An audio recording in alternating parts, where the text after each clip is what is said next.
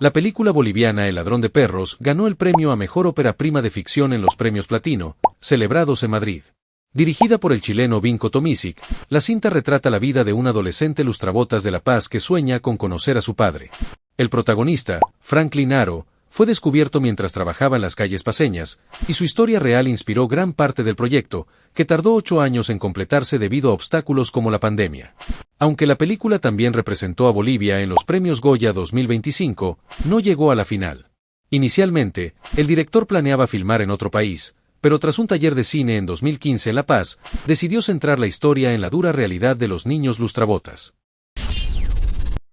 ATV explica.